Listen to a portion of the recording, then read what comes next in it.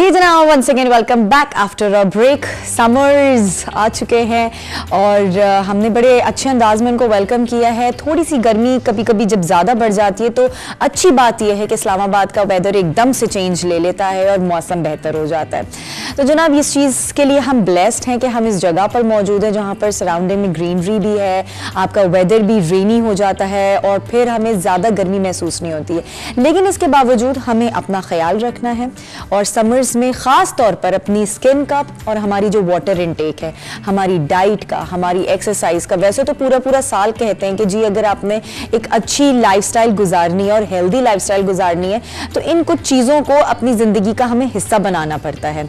लेकिन हम अपने इतने ज़्यादा मसरूफ़ ज़िंदगी में जो है वो इन सारी चीज़ों को अहमियत नहीं दे पाते और हम बिल्कुल पीछे छोड़ देते हैं इन सारी चीज़ों को। इसीलिए आज हमने जिन मेहमान को यहाँ पर दावत दी है वो हमें इन सारी चीज़ों की इंपॉर्टेंस के बारे में भी बताएंगी और बताएंगी भी कि अगर हम इन सारी चीज़ों पे अमल नहीं करेंगे तो हम क्या नुकसानात उठा सकते हैं। तो उसके लिए आइए वेलकम करते हैं, हमारे साथ यहाँ पे मौजूद है कंसल्टेंट फैमिली फिजिशियन है वो डॉक्टर फरहान अंसारी। अस्सलाम वालेकुम जी। वालेकुम अस्सलाम। कैसी हैं आप? बिल्कुल ठीक ठाक and thank you so much for having me. नहीं जी, thank you so much to have you here because जिस तरह के टॉपिक्स होते हैं उसमें आप लोगों की एक्सपर्ट राय अगर ना शामिल हो तो मेरे ख्याल से मैं या जितने भी देखने वाले हैं वो उसको सही अंदाज से समझ ही नहीं सकेंगे और उसकी इंपॉर्टेंस का अंदाज़ा हमें नहीं होगा। सबसे पहले तो यही आपसे पूछना चाहूँगी कि ज़ाहिर है समर्स आ चुके हैं और हर तरह से हमें समर्स को एक्सेप्ट करना ही पड़ता है। हर सीज़न माशाल्लाह से हमारा ऐसा होता है, लेकिन समर में कुछ चीज़ें ऐसी होती हैं कि हमारा रूटीन थोड़ा सा ऑफ हो जाता है। गर्मी की वजह से लेजीनेस आ जाती है, हमारी पानी की इंटेक बढ़ती है लेकिन हम पीते नहीं हैं पानी, उसकी वजह से भी प्रॉब्लम्स जनरेट होते हैं। और सबसे जो बुरा इम्पैक्ट इन सारी चीज़ों का पड़ता है हमारा अच्छा ना खाना, एक्सरसाइज ना करना, हमारी स्किन पे। तो मैं चाहूँगी थोड़ा सा जनरल स्किन केयर के बारे में आप हमें बताएं, फिर आहिस्ता हम चीज़ों को और आगे लेकर चलते हैं। सो स्किन केयर में I think so whether you are a male female जो भी हो, स्किन केयर का जो है वो ख्याल हर एक को रखना चाहिए। हमारी बॉडी का सबसे बड़ा ऑर्गन अगर हम देखें कौन सा है तो वो स्किन है जी। बाकी ऑर्गन सब छोटे हैं, that cover most of our area. बिल्कुल। स्किन केयर पे ना सिर्फ आपके इंटरनल बॉडी फैक्टर्स यानी कि आपकी डाइट, एक्सरसाइज, स्लीप इनका इफेक्ट होता है, बल्कि एक्सटर्नल बॉडी फैक्टर्स का भी जो है वो इफेक्ट होता है, जैसे कि आपकी इन्वायरमेंट है, डस्ट है, पोल्यूशन है, इन सब चीज़ों का भी इफेक्ट होता है। सो समर्स या विंटर्स दोनों में ही आपको एक रेगुलर स्किन रूटीन या केयर का जो है वो ख्याल रखना बहुत जरूरी है। तो मोस्ट इम्पॉर्टेंट थिंग जो कि इसमें सबसे ज़्यादा इम्पॉर्टेंट है वो सन ब्लॉक। अच्छा। सन ब्लॉक जो है वो आपका ना सिर्फ स्किन एजिंग को प्रिवेंट करता है बल्कि स्किन कैंसर्स की प्रिवेंशन में भी बहुत इम्पॉर्टेंट है जी। मेलेनोमा, बेसल सेल कार्सिनोमा और हमारे बाद बहुत से और कैंसर्स जो हैं वो सन रेज की वजह से होते हैं। सन ब्लॉक जो है इसके बारे में एक्सटेंसिव रिसर्च और एक्सटेंसिव फॉर्म्स जो हैं अवेलेबल हैं, लेकिन मैं ज़्यादातर अपने पेशेंट्स को जो है सिंपल फॉर्म में अगर एक्सप्लेन करूँ तो सन ब्लॉक लेते वक्त दो चीज़ों का ख्याल रखें। सन ब्लॉक वो होते हैं जो कि आपकी UVA, UVB दो तरह की रेज हैं जो सन से आ रही होती हैं, उनको ब्लॉक करेगा। ठीक है। बी जो है that is for your burn यानी कि वो स्किन को टैन करता है और ए इज फॉर एजिंग। ओके। और ये दो जो हैं ये दो डिफरेंट तरह की चीज़ें जो हैं वो सन क्रीम अगर आप देखेंगे तो उनके ऊपर उनकी इसकी इंफॉर्मेशन होगी। SPF फैक्टर 20, 30, 100, 50 ये लिखे होते हैं। सही। दैट इज आपको ये बता रहा है कि आपकी जो UVB रेज हैं ये कितनी आपकी ब्लॉक होंगी उससे। ओके। और इसका ज़्यादा होने से ज़्यादा जो है वो उनकी रेस की जो है वो ब्लॉकेज होती है। लेकिन अगर आप 30 प्लस अगर सन ब्लॉक यूज़ करते हैं तो 96% to 94% रेस को वो ब्लॉक कर लेता है। अच्छा। So that is the one, ये एक बैरियर है जो कि सन रेज आपको हिट करते हैं। अच्छा, इसमें एक चीज़ मैं ज़रूर आपसे पूछना चाहूँगी एज अ डॉक्टर कि अक्सर हमें ये चीज़ हम पढ़ते भी हैं और ये पता भी है कि जी नेचुरल विटामिन डी लेने के लिए you has to take some sunlight और एब्जॉर्ब अपनी बॉडी पे। लेकिन अगर हम कहीं भी बाहर एक्सपोज हो रहे हैं और हम हर दफ़ा ही सन ब्लॉक लगा के जाएंगे तो डू यू थिंक कि वो जो हमें एक नेचुरल विटामिन डी मिल सकती है वो हम नहीं मिलेगी? एब्सोल्युटली, ये आपका ब्लॉक करता है सन रेज जो है, लेकिन फिर भी कुछ परसेंटेज जो है वो एब्जॉर्ब मिल जाती है। सेकेंडली आप अगर देखें तो ज़्यादातर इफेक्ट जो है वो आपका फेस पे इन चीज़ों का आता है, तो एटलीस्ट आप सन ब्लॉक यहाँ पे ज़रूर यूज़ करें। Little exposure of the arms, legs, इनसे भी आपका विटामिन डी जो एब्जॉर्ब होता है। हमारी इन एशियन एनवायरनमेंट में विटामिन डी की कमी वैसे भी बहुत ज़्यादा है, हम लोग ज़्यादातर इंडोर रह रहे होते हैं, तो विटामिन डी की तो सप्लीमेंट्स आई वुड से कि वो हमें लेनी चाहिए जो है ज़्यादातर लोगों को, क्योंकि इटसेल्फ वो आपकी बोन्स और हेयर्स और स्किन पे वैसे भी इफेक्ट करता है। एग्जैक्टली, और अब तो मेरे ख्याल से 30 प्लस या 40 प्लस एज के ऊपर आकर नॉर्मली लोग जो हैं वो इनकी तरफ ही चले जाते हैं, और जो नहीं जाते तो फिर ऑब्वियसली प्रॉब्लम्स शुरू हो जाती हैं। बिल्कुल, आई think so this should start from the very beginning, teenagers में भी, इवन जो 20s में भी हैं, क्योंकि बोन की डेवलपमेंट जो है वो उस टाइम पे हो रही होती है, तो विटामिन डी की कमी उस टाइम पे भी इफेक्ट करती है। सही है, मतलब टीनेजर्स को भी मल्टीविटामिन्स पे आ जाना चाहिए आजकल की जो रिसर्च बेस्ड चीजें हैं। ठीक। अच्छा, नॉर्मली स्किन के साथ एक और इशू जनरेट होता है कि हमारी मुख्तलिफ एलर्जीज और डिजीजेस भी आना शुरू हो जाती हैं, और समर्स में बहुत नुमायां होती हैं, तो वो कौन कौन से थोड़ी सी अगर इनको हाईलाइट करें? अगर हम बात करें तो एक्नी आपकी ज़्यादा प्रोमिनेंट हो जाती है, ऑयलीनेस की वजह से, गर्मी से, जो ह्यूमिडिटी, ऑयलीनेस, पोल्यूशन, सारी इन चीज़ों की वजह से एक्नी आपकी कॉमन हो जाती है। फिर अगेन क्योंकि सन ब्लॉक का यूज़ कम होता है, तो मिलाजमा, जिन लोगों को छाइयाँ होती हैं, वो ज़्यादा प्रोमिनेंट होना शुरू हो जाती है। एंड एज स्पॉट्स आपके जो है वो आपके बनना शुरू हो जाते हैं। स्किन टैन के साथ साथ एज स्पॉट्स जो आपके डार्क स्पॉट्स होते हैं, वो फ्रैकल्स जिनको हम बोलते हैं, एज फ्रैकल्स, वो कॉमन हो जाते हैं। तो इन सब की प्रिवेंशन के लिए एक अगेन हेल्थी डाइट आपकी होना बहुत ज़रूरी है। प्लेंटी ऑफ आयरन होनी चाहिए आपकी डाइट में टू प्रिवेंट आयरन डेफिशिएंसी, क्योंकि वो छाइयाँ, डार्क सर्कल्स और इन चीज़ों के लिए। देन नींद का पूरा होना बहुत ज़रूरी है। And again sun block again is very important. और मैं इस चीज़ पे बिलीव करती हूँ, स्किन केयर एक कमिटमेंट है, ये आप कोई एक दिन में जाके कुछ ट्रीटमेंट करवाने से स्किन की हेल्थ नहीं होगा, इसकी हैबिट बनानी पड़ेगी कि हमने शुरू से लेकर टीनेज से लेकर till the end of our lives हमने अपनी स्किन को इन्हीं तरीके से ख्याल रखना है। आपकी एक morning and evening 5 to 10 minutes अपनी रूटीन में से निकालें अपने लिए, एंड फॉलो स्किन रिजीम जो कि आप फॉलो कर सकें इजीली। 2-3 स्टेप्स होते हैं इसमें, ज़रूर फॉलो करें, and then that will give you a healthy skin. In the end, it's a commitment which you have to make. Sun block के अलावा और किस तरह से हमें अपनी स्किन को प्रोटेक्ट कर सकते हैं?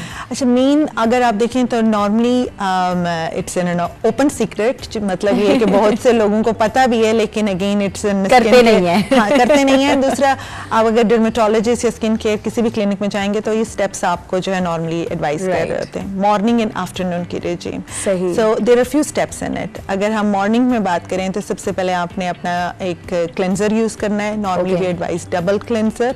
आपने एक ऑयल बेस्ड क्लेंजर से, अगर आपके कोई क्रीम्स या मेकअप आपने रात को या कोई ऐसी चीज़ जो आपके फेस पे रह गई है, नॉर्मली रात को क्राइम पे कोई क्रीम्स लगाई हुई है तो उससे क्लीन करें। फिर उसके बाद आप एक अगर वाटर बेस्ड टाइप क्लेंजर लें जिससे आपका फेस जो है अच्छे तरीके से साफ हो जाए। Then you need to put after that moisturiser. कोई भी मॉइस्चराइजर जो आप इस्तेमाल करना चाहते हैं जिससे आपकी स्किन की हाइड्रेशन की ज़रूरत है तो वो आप ज़रूर इस्तेमाल करें। ड्राई स्किन में कॉमन है, ऑयली स्किन में आप स्किप भी कर सकते हैं। And third step is vitamin C. Vitamin C serums या विटामिन सी की जो आपके क्रीम्स होती हैं, नॉर्मली सीरम इज़ बेटर, वो एब्जॉर्ब ज़्यादा बेहतर तरीके से होता है, वो इस्तेमाल करें। और असली विटामिन सी नॉर्मली आपको air tight and dark tinted bottles में मिलेगा। ट्रांसपेरेंट बॉटल्स में आपको प्योर विटामिन सी का मिलना बहुत मुश्किल है। अच्छा। क्योंकि it breaks down when it comes in contact with the sunlight, तो वो रहता नहीं है stable. So vitamin C serum that is for skin brightening, even tone, और उसके लिए जो है वो इम्पॉर्टेंट होता है। And fourth step, the most important one is sun block. और उसके बाद आप जो भी मेकअप करना चाहते हैं इसके बाद आप अप्लाई कर सकते हैं। अच्छा, एक और चीज़ पूछना चाहूँगी कि जो लोग नॉर्मली इन प्रोडक्ट्स को अफोर्ड नहीं कर पाते या नहीं ले सकते या उनके इर्द गिर्द उनको नहीं मिल रहे, तो उसके अलावा कोई ऑल्टरनेट इस तरह के ऑप्शंस होते हैं? क्योंकि अक्सर कहते हैं कि जी आपके किचन भी आपका एक ब्यूटी पार्लर है, आप वहाँ घुसेंगे आपको हर किस्म की रेमेडी, हर किस्म का जो है वो जो तोड़ है अपनी स्किन के से रिलेटेड वो मिल जाएगा। बिल्कुल, काफ़ी सारी चीज़ें मिल जाती हैं। कुछ चीज़ें ऐसे हैं जो कि डेफिनेटली आपके मेडिकेटेड स्टफ में आ जाती हैं, जो कि आपको इजीली नहीं अवेलेबल होंगी ज़्यादातर चीज़ें, लेकिन आपको मिल जाती हैं। मैं अगर नाइट रेजीम की बात करूँ तो फिर मैं आपको बताऊँगी उनके ऑल्टरनेटिव आप कैसे कर सकते हैं। नाइट में भी यही तकरीबन स्टेप्स हैं जो आपने फॉलो करने हैं। We need to skip vitamin C, वो आपका दिन के टाइम पे आप यूज़ करें। नाइट में अगर किसी को ज़रा थोड़ा सा एंटी एजिंग पे जाना है, 30+ अगर एज पे हैं, तो विटामिन ए उसमें शामिल हो जाता है, या रेटिनॉइड, ट्रेटिनोइन, रेटिनॉल क्रीम, ये जो नाम की क्रीम्स हैं ये आपकी एंटी एजिंग हैं, ये रिंकल्स को प्रिवेंट करेंगी, एज स्पॉट्स को प्रिवेंट करेंगी। सो इनको जो है अगर 30s में अगर इस्तेमाल या लेट 20s में इस्तेमाल करना शुरू कर दें तो that gives N a very healthy skin, actually radiant skin and it will prevent wrinkles. Okay, तो इनका इस्तेमाल जो है वो किया जा सकता है। Now how we are going to get the alternative of these. So moisturizer और cleanser के लिए तो आपका milk is a very important, rose water is another very important thing जो कि आप यूज़ कर सकते हैं। ये बहुत अच्छा cleanser है, मॉर्निंग में भी यूज़ करते हैं, इवनिंग में भी यूज़ कर सकते हैं आप इनको। फिर ओवरऑल अगर आप स्किन रिजीम की बात करें तो हम normally we advise once in a week you need to have some kind of a mask, जिसके काफ़ी अल्टरनेटिव शीट मास्क और काफ़ी सारे मास्क आपको अवेलेबल हैं, लेकिन you can make mask at home depending upon your skin type. So आप उसको अपने ईजिली आप कोई भी मास्क बना सकते हैं जिसमें मिल्क, हनी, हमारे बेसन, इस किस्म की चीज़ों से, ओट मील ये आपका आ जाता है, आलमंड वो उससे बनाया जा सकता है, आलमंड मिल्क, राइस मिल्क, ये सब जो हैं मास्क के तौर पे यूज़ किए जा सकते हैं। And exfoliation, once in a week we advise कि आप स्किन को एक्सफोलिएट करें जो आपकी डर्ट पोल्यूशन है, ताकि वो जो है वो ख़त्म हो। एक्सफोलिएटर्स अगेन वो मेडिकेटेड स्ट्रेंथ के भी मिल जाते हैं और उसको आप घर पे भी जो है वो बना सकते हैं। Any kind of an stuff which has got bit of acid is an exfoliant, यानी कि आपका ऑरेंज का आपका जो है वो रस निकला हो, वो आपका एक एक्सफोलिएटर के तौर पे आप थोड़ा यूज़ कर सकते हैं, उसको अप्लाई करें। Milk itself is an exfoliator, आप मिल्क को मिला के अगर हनी के साथ, या आप simple yogurt is an exfoliator, आप इनको फेस पे लगा के that gives an cleansing as well. सही। अच्छा, एक और सिचुएशन होती है कि जैसे हम नॉर्मली कहीं किसी काम से हमें मजबूरी है, हम बाहर चले गए और एक्सपोज हो रहे हैं सन से, हमने आप वो सन ब्लॉक भी लगा लिया, लेकिन उसने भी इतना ज़्यादा काम नहीं दिखाया बिकॉज बहुत डायरेक्ट सन हम पर पड़ रहा है और स्किन हमारी ख़राब हो रही है, देन हम क्या कर सकते हैं? Covering is the one thing. Hats बड़े अच्छे आपको मिलते हैं, हैट से आप कवर करें ताकि आपका फेस कवर हो। सन ग्लासेस, अच्छी सन ग्लासेस आपके आई एरिया को प्रिवेंट करती हैं, यहाँ पे रिंकलिंग को प्रिवेंट करती हैं और सर्कल्स को और स्पॉट्स को प्रिवेंट करती हैं। Anything which is covered will have a less exposure to the sun. अगर जैसे obviously आप एक्सपोज फिर इतना ज्यादा नहीं होंगे सन पे। बिल्कुल सही। अच्छा, कितना हमारी स्किन से रिलेट करता है अच्छा खाना और water intake? Absolutely, that is the most important thing.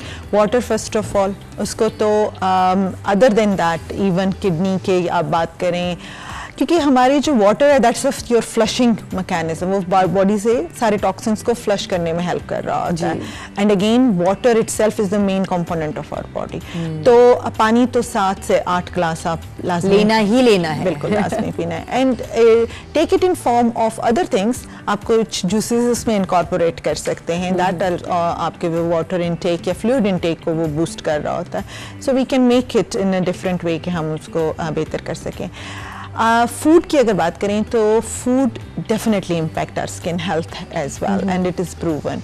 Food which is rich in vitamin C such as आपके ऑरेंज हैं, आपके डिफरेंट तरह के डिफरेंट अदर फ्रूट्स हैं जिसमें थोड़ा सा आपका ऐसे लेमन है, राइट, इन सब में आपका विटामिन सी होता है and that is very important for our skin health. And then moisture, जैसे आपका आजकल वाटरमेलन है, that's very good for the skin, खाने के लिहाज से भी और स्किन पे जो है उसके मास्क लगाने के लिहाज से भी।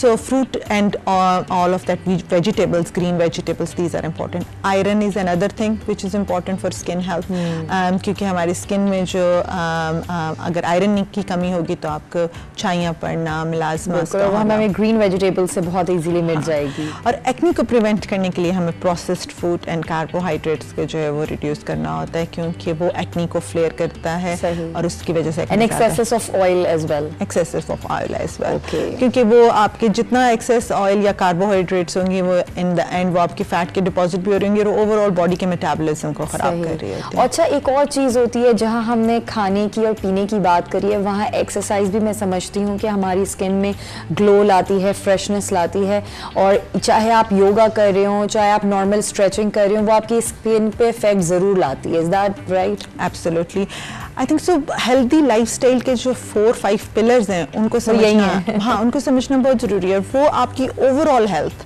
चाहे वो आपकी मेंटल हेल्थ हो, चाहे वो आपकी स्किन हेल्थ हो, चाहे आपकी हार्ट की हेल्थ हो, कोई भी हो, उसमें ये 4-4-5 फैक्टर्स बहुत इंपॉर्टेंट हैं, जिसमें आपकी डाइट आ जाती है, आपकी एक्सरसाइज है which should be regular, sleep जो कि हम अक्सर इग्नोर करते हैं, having a proper sleep is very important. और आजकल के ज़माने में हम अपनी स्लीप पे बहुत कॉम्प्रोमाइज़ कर रहे हैं, and all these phones, gadgets, they affect, even TV, they affect our sleep because blue light जो उनसे निकल रही होती है। और उसके अलावा relaxation and meditation, mental health पे जो है इन चीज़ों का बहुत इफेक्ट होता है। We need to spend some time in nature. हमें बंद कमरों से निकल के बाहर नेचर में टाइम स्पेंड करेंगे तो that is very important for us, that is relaxing for our mind.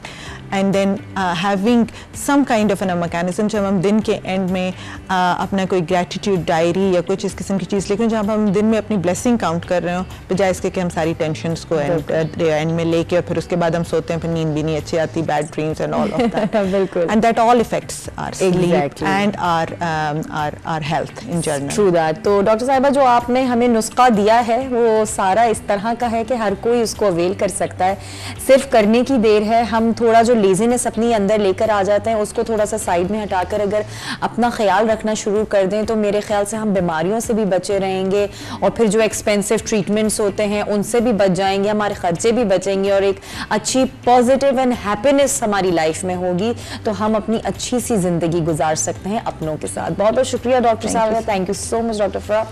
And यहाँ पर एक लेंगे हम ब्रेक से वापस आते हैं, हमारे साथ ही रहिएगा।